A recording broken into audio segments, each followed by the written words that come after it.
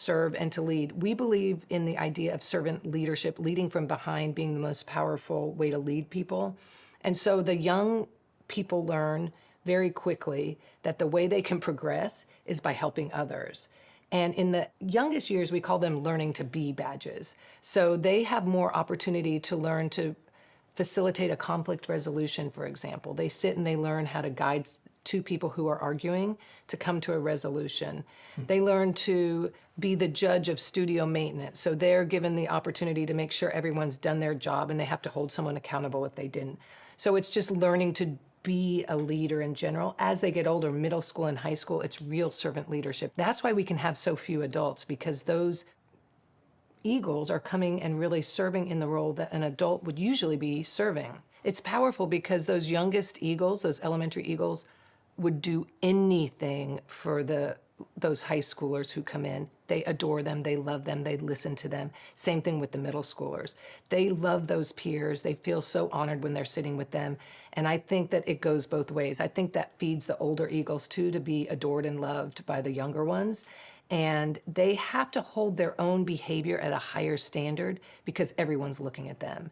Here's just a simple example: romance at an Acton Academy.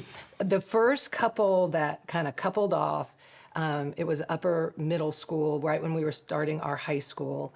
And it was a girl who every boy had a crush on, and the boy who's her best friend wanted to go out with. And they became a couple, and it could potentially be really damaging to the scary moment. It was a scary moment. We had never, we knew this would happen at some point.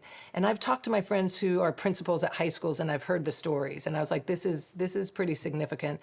Jeff was the guide at that time, and he sat down with them and he said, so you all are setting up what it's going to look like to be at a couple from now on, because you're the first ones and you're servant leaders. What do you want this to look like to everybody else? And can you write a contract for it? And what they decided was no public display of affection. We won't sit alone with each other because that's excluding other people, like at lunch or during work time. And if we break up, we won't bring it to this. We'll leave it all at home.